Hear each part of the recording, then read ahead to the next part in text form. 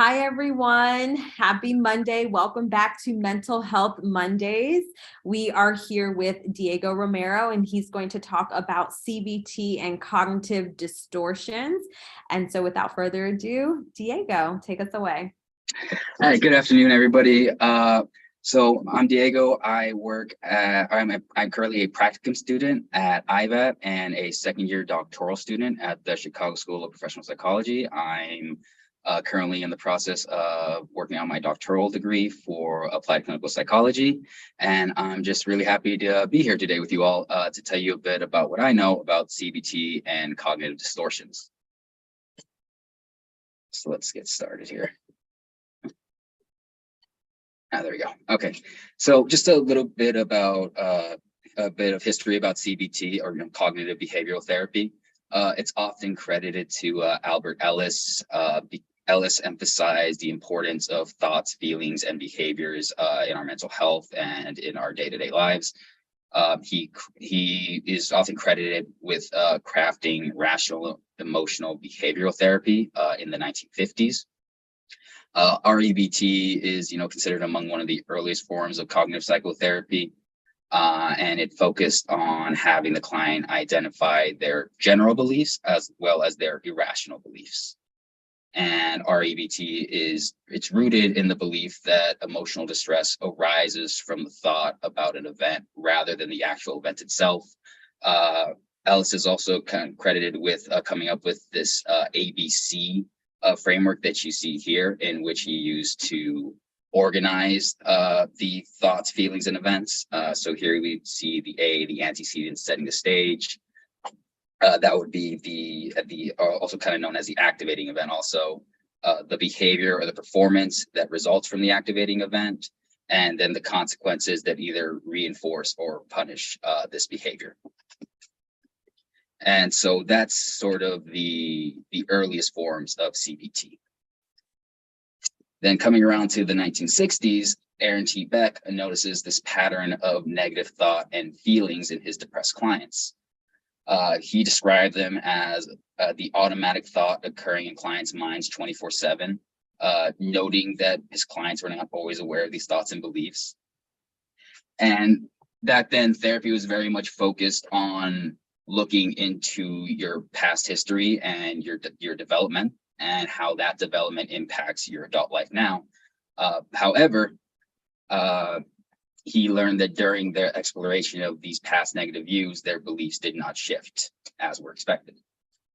And so he noted that even though clients did have these 24/7 automatic thoughts that they couldn't really stop, he said that clients can learn to identify and challenge these thoughts by working with their therapist, and that became CBT as we know it today. And also, just a side note, Aaron T. Beck is also credited as the creator of the Beck Depression Inventory. That's something that we still use today in order to measure the severity of depression. It's a 21-item self-report rating inventory. I added a little snippet right here, just so you can see kind of a few of what the questions consist of. And so this is, for lack of a better word, this is CBT right here, this triangle that we have. And the definition is cognitive behavioral therapy is a talking therapy where a clinician guides a client to understand how their irrational beliefs, assumptions, and thoughts lead to their distressing emotions and resulting behavior. These irrational beliefs and thoughts have been deemed by some psychologists as cognitive distortions. And just drawing your attention here to the CBT triangle for a bit, a bit like Ellis's ABC framework, in which you have a thought that impacts your emotion, an emotion that impacts your behavior, and that behavior then impacts your thought. And it's essentially this feedback loop in which everything connects. But in CBT, what we like to focus on is the top of the triangle here is those thoughts. And for the purpose of this presentation, we're going to be focusing on those. And so what is a cognitive distortion? The most general definition of cognitive distortion is that it is an error in an individual's cognition that results from biased or otherwise faulty information. Cognitive distortion is also defined by the presence of idiosyncratic thought content indicated or indicative of distorted or unrealistic conceptualizations. It was believed by some theorists, cognitive behavioral therapists, to arise from activations of negative schemas developed during childhood. Like I said before, childhood development is very much an important factor when it comes to CBT. And in general, these schemas, which we're just going to get into briefly. So schemas in itself are the internal model or framework from which we view and interact with the world. It's believed in CBT modalities to develop in early childhood and impact the ways we think and interact later in adulthood. Just to provide a bit of an example, just think of the different experiences children living in areas with active military conflict are exposed to compared to children living without the fear of war and conflict. Or you could also consider the different living experiences endured by lower income families as compared to higher income families. Just by the sheer difference of housing stability, access to medical services, and level of education available to them, by virtue of their environment alone and what they are exposed to, their internal schemas and development are expected to be different. And this difference in schemas will impact the way through which these individuals view the world and how they define incoming stimuli. And so that's schemas. So just keep that in mind as we're going through CBT. And so shifting back to cognitive distortions, there are a number of cognitive distortions that CBT theorists and practitioners have labeled or relabeled over time. And these are just a couple of them, or most of them as far as I know. Like I said, there has been relabeling and adding new cognitive distortions. But these are the ones that are most apparent and that we tend to see a lot. One of them is overgeneralization. That's considered seeing a constant negative and never-ending pattern, usually resulting from just one event. Example, and these are examples that I've heard from my clients or other clients, and that's my goldfish died. I'll never be able to care for anything if I can't handle a goldfish.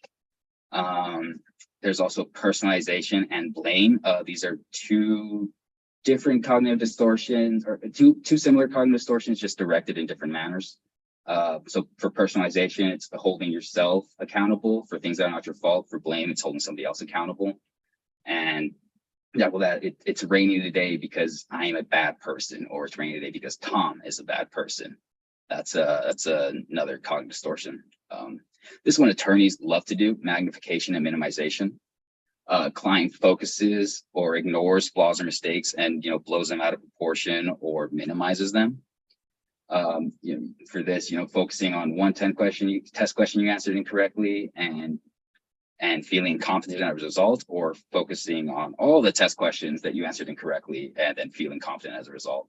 Also, you could just generally observe this in any courtroom, just like, oh, Your Honor, like he didn't strike him that hard, or oh, Your Honor, like the damage was much more severe than the pictures imply. So that's a sort of a lay example of magnification and minimization. Another thing, I think that we all tend to do this a lot, are should statements. Holding yourself to a self-imposed standard and the resulting pessimistic view of oneself when that standard or goal is not met. So believing I should be more social, or I should be more involved, or I should be doing this, and then when you don't do that, your self-esteem and your motivation and your general outlook on yourself is decreased and lowered. Disqualifying. This is a lot like mental filtering, and which we'll go over in a bit. But for disqualifying, it's more so posed in that it's the client rejecting anything positive. So this is for someone, say that's an individual that it's difficult for them to receive compliments. If you tell them that their hair looks nice, then they'll immediately assume that you don't actually mean that, or that you are being facetious in some way.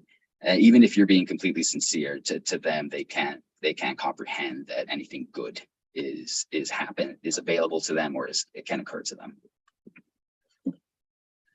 All or nothing, or black and white thinking. You see things as either good or bad, with no room or for a middle ground. Example, like, I did not get the promotion, I should quit my job because of this. Just because you got a promotion doesn't mean that you should quit your job, but with black and white thinking, that seems to be the only option. Emotional reasoning, incorrectly assuming that a negative feeling is indicative of a fact. For this case, just generally just feeling scared of a dog and assuming the dog is dangerous without any indication the dog is dangerous. That could be an example of emotional reasoning. Mental filter, which we discussed a bit with disqualifying. This is pretty much ignoring all the positive aspects of a situation and only focusing on the one negative aspect of a situation. In this case, Angie's wedding was terrible because it started raining, making the trip home dangerous. It doesn't matter how beautiful Angie's wedding was, or how great the ceremony was, or how great it was to see everybody, but because of the fact that it rained and the trip home was dangerous, that day is ruined for that individual, or it's considered as a bad day. Fortune telling. This is making predictions that things will turn out badly based on little to no evidence. Example would be going to bed with a headache and concluding that you'll wake up tomorrow just feeling terribly ill. That is a form of fortune telling. And then also labeling, ascribing a label to yourself or someone else because of a particular behavior. I'm a loser because I'm a quiet person, or I'm an addict because I have 2 or 3 cigarettes a week. Like, these are forms of labeling. Magical thinking. This is something that we tend to see with gamblers. It's believing that the course of events in the world depend on your thoughts and actions. Wearing your hair a certain way to increase the chances of your favorite team winning. Not only gamblers, but also with people with compulsions. They tend to exhibit forms of magical thinking as well. Tunnel vision, only focusing on one aspect and an ability to consider other options or perspectives. For this, just think of blinders on a horse or a train tunnel in which you really only see just the light at the end and you can't look left or right. Jumping to conclusions or mind reading. This is the same thing, just dependent on the situation. But it's when clients assume they know what others are thinking or planning.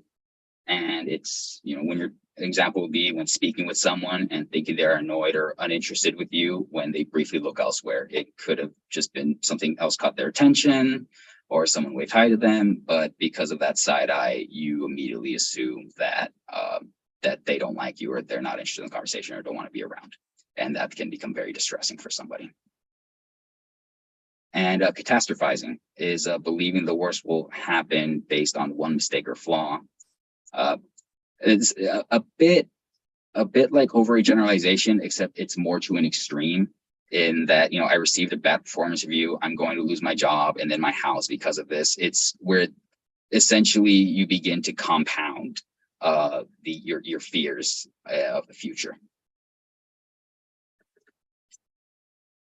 And just as a side note, cognitive distortions themselves are not wholly bad. It is really only considered unhealthy when it begins to cause an individual distress. Like I mentioned earlier, we are all prone to cognitive distortions and employ them in some way throughout our day. Chances are that we just don't even pick up on it because it's not that distressing to us at the time. And I point this out because it's useful to inform our patients that, negative thinking may be dysfunctional, but it is a reflection of basic brain design and not personal rationality, because a lot of the time you'll have clients come in knowing that the thoughts that they're having are irrational or illogical, but being so caught up with the emotions that they can't shift or pivot. And because of this inability to pivot, they just immediately believe like something's wrong with me, like my brain doesn't work. I don't know why I can't just get over things like everybody else. And I really try to come across to my clients that there isn't anything wrong with their brain. This is just the way that people are wired, and that we just have to take some time to slow down and really just analyze everything. And so yeah, I guess just want to reiterate, cognitive distortions themselves are not wholly bad. It's just that's how we're wired sometimes. And in fact, some researchers believe cognitive distortions are a form of mental heuristics, originally meant to help us deduct and understand situations quicker than deductive logical reasoning. But this is just a theory that I found rather interesting. Okay, so the impact of cognitive distortions. So this pretty much is going to be going through how cognitive distortions impact the different sort of mental health issues that we see here at IVAT. For anxiety, anxiety disorders are among the most common in communities, prevalent to at least 9 to 32% in some community studies. People with anxiety disorders are more prone to display patterns of personalization and mental filter. And what CBT really tries to do with people with anxiety disorders is they tends to help them target procrastination, disorganization, and poor time management that are associated with these mental health issues, because that in itself, the inability to meet your deadlines and get things done on time, in itself will add more to the stress. And so CBT tries to address that by providing some structural framework from which they can achieve their goals. And so just example of this, little Wi-Fi is going out, keeping me from completing my late project. It is my fault. I can't work on it without Wi-Fi. In this case, I would tend to point out to my clients that A, the Wi-Fi going out is not your fault. You couldn't have predicted that happening. And B, there's still other options for you to work on the project. You can go to Starbucks or a library and use the internet there. Just because you don't have it doesn't necessarily mean that you can't work on it. But because they're so caught up with the personalization and the mental filter, they can't really consider that. And so that's why we have CBT to offer that different perspective. In depression, cognitive distortions appeared as a significant predictor of depression. People suffering from depression are more prone to black and white thinking and disqualifying and catastrophizing. So just not believing that anything good is capable of happening to them, or not accepting anything good that has happened to them. It doesn't matter that I made it into college, I'm going to fail anyways, and end up being homeless. This actually is a bit more so fortune telling than it is catastrophizing. And fortune telling in itself also has a high rate among depressed individuals, but we'll get a bit more into that in the next few slides. If for maladaptive personalities, or just personality disorders, such as antisocial personality disorder, one study found that teens with a history of committing bullying behavior exhibited the cognitive distortion of minimization. This, according to researchers, made the behavior more acceptable in the child's mind. So they often ascribe blame or minimize the consequences of their behavior. Such as say, they provoked me into it, or I didn't hurt them that badly, or it's just a scratch. When really it could be a lot more severe than that. And also in terms of suicide attempts, participants that had attempted suicide in the past 30 days reported an increase in the amounts of thoughts they had that would be considered cognitive distortion. And this is an increase among all the cognitive distortions that we went over, such as disqualifying, overgeneralization, black and white thinking, labeling. They tend to show higher levels of all of those. But the most common cognitive distortion reported among the participants was fortune telling. And this was pretty much linked to a sense of hopelessness for the future, a sense of pretty much nothing good, and not so much disqualifying, but as so much as predicting that there's nothing out there for them, and that there's no reason to keep going. And so that's why we see fortune telling a lot with our suicide attempts. For people suffering from substance abuse, they usually display patterns of should statements and are prone to labeling and minimization.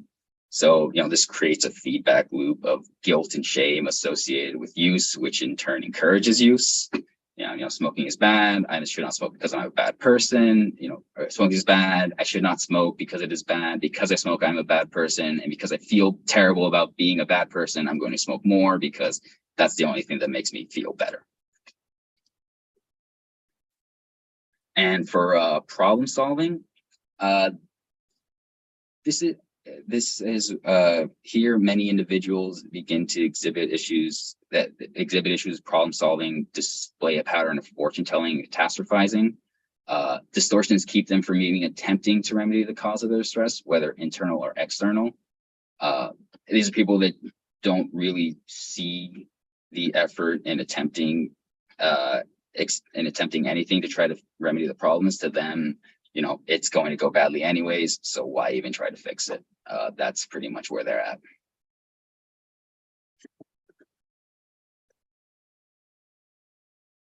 And so how do we assess for cognitive distortions in our clients? In conjunction with just regular talk therapy, there are a few validated surveys and worksheets that our clients can fill out.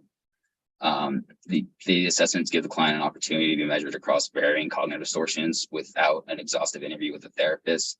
So, as you saw previously, there were a few cognitive distortions there, and pretty much what the assessment allows them to do, in this case, the cognitive distortion scale, which is a 40-item assessment meant for people over the age of 18, it allows them to answer a number of prompts relating to the cognitive distortions that we discussed that may not appear during the course of a session. We may be focused on something else and never touch on a cognitive distortion or thought or belief that the client has, but has never expressed to me verbally. And another way that we do this is also just worksheets. CBT is big on homework and having the client ruminate on their thoughts and analyze their beliefs after session. And so attached here is just one of the worksheets that we would use. And this does, in a sense, get at cognitive distortion. What is rule or assumption that I live by that I would like to modify? What is this? How does this rule or assumption affect me in my daily life? What are the origins of this rule? What are the advantages of this rule? What are the disadvantages? And what are alternatives alternatives to this rule that would make it more flexible? And not only does this give the client the opportunity to slow down and really examine where it is that these thoughts are coming from and where it is that these beliefs are rooted, but it also lets them articulate it, because it's what I find a lot with our clients is that they come in feeling a lot but not knowing exactly how to express that. And so these worksheets, coupled with a few others that expand their vocabulary on the different ranges of emotion, can really help them get a better sense of what it is that they're feeling. And so these are just some CBT interventions that we use here at IVAT, and that I believe some of you also can use in your day-to-day life. So for disrupting irrational beliefs here, therapist actively disputes clients' irrational thoughts and provides evidence to the client's challenging thoughts. Also can be accomplished through Socratic questioning. A way that you can do this is through doing cognitive homework. And you don't necessarily need to go to a CBT therapist to get cognitive homework. There are a lot of worksheets available online. And then also by just virtue of journaling, that is something that we also encourage too. To journaling, much like the worksheet, it gives you the opportunity to articulate what it is that you are feeling and to see it on the paper, and then really see if that resonates with you or if it doesn't. And so one of the ways that you really can begin to organize your thoughts and begin to challenge these cognitive distortions is by listing them and writing them down. And then also Another tactic you use is changing one's language. In session, clients tend to learn to use different language, opting not to label themselves or others in a negative or condemning manner. In this case, I have had clients come in, saying I'm a convict, I am an addict, or I'm a pervert.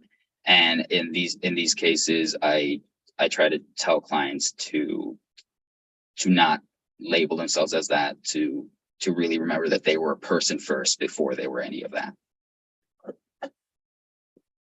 And also rational emotive imagery. A client is asked to vividly imagine the worst thing that could happen to them, meant to develop healthy emotional regulation and thought patterns about a situation. This also, in a sense, serves as a form of exposure therapy, in which you really just sit with the you sit with a stressful emotion or a stressful emotional stage, and usually you'd be working with a therapist on developing better coping skills or methods on how to deal with that. But you could try it a bit at home if it's not too intense for you.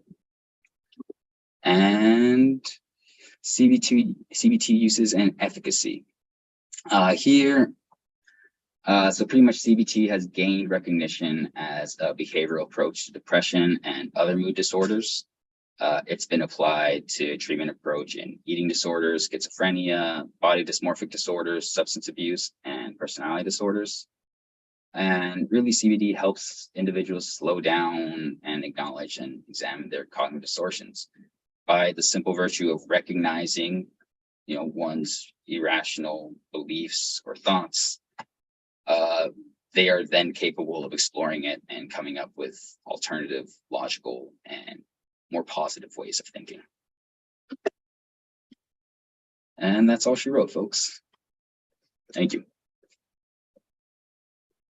Excellent. Wonderful. Thank you so much for this history lesson, as well as these critical tools. And something I want to point out that a lot of people often don't know the chronological timeline of Ellis and then Beck. And so it's really good that you laid that foundation at the beginning. But for us lay people, or not us because I'm a psychologist, but for the lay people that are watching this, I really hope that you took away some of these tools and you pause the video and write down some of these tools and think about your own thought processes and how you look at situations and how that may be affecting your overall mental well-being. So thank you again. And until next Mental Health Mondays, have a good one.